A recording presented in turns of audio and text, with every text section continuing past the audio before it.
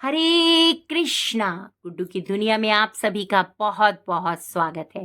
तो आज हम हरी हरी बोल सीरीज में आपके लिए कार्तिक माध्यम कथा अध्याय 12 लेकर आए हैं।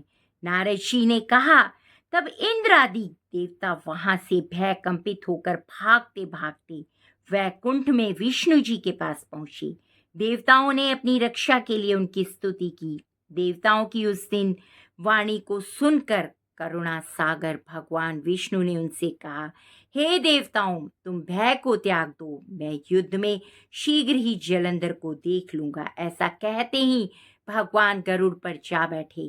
तब समुद्र तन्या लक्ष्मी जी ने कहा कि हे नाथ, यदि मैं सर्वदा आपकी प्रिया और भक्ता हूँ तो मेरा भाई आप द्वारा युद्ध में नहीं मारा जाना चाहिए। इस पर विष्णु जी ने कहा, अच्छा, यदि तुम्हारी ऐसी ही इच्छा है, ऐसी प्रीति है, तो मैं उसे अपने हाथों से नहीं मारूंगा, परंतु युद्ध में अवश्य जाऊंगा, क्योंकि देवताओं ने मेरी बड़ी स्तुति की है। ऐसा कहकर भगवान विष्णु युद्ध के उस स्थान में जा पहुंचे जहां जलंधर विद्यमान था।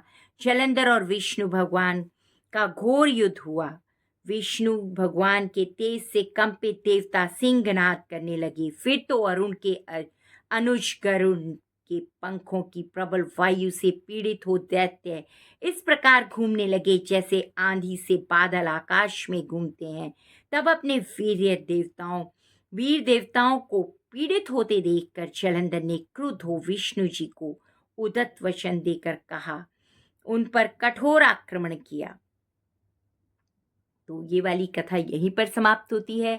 दूसरी कथा 13वीं अध्याय की कथा लेकर हम जल्दी प्रस्तुत होते हैं और आप सभी से मेरा विनम्र निवेदन है कि कथा को ध्यान पूर्वक सुनिए, क्योंकि पहली कथा से ही सारी कथाएं जुड़ी हुई हैं। एक भी कथा अगर आप स्किप कर देंगे या ध्यान पूर्वक नहीं सुनेंगे तो आपको कोई भी कथा समझ में नहीं आएगी। तो आप सभी का दिन मंगलमय हो, सभी के जीवन में अच्छे कार्य होते रहें, भक्ति में आप सब लोग आगे बढ़ते रहें, स्वस्थ रहें, इसी कामना के साथ कथा को यहीं विराम देते हैं। दामोदर अष्टकम भगवान को जरूर सुनाइए, क्योंकि इसी महीने में दामोदर लीला हुई थी। और सुबह जल्दी उठकर स्नान कीजिए, दीपदान कीजिए। धन्यवाद।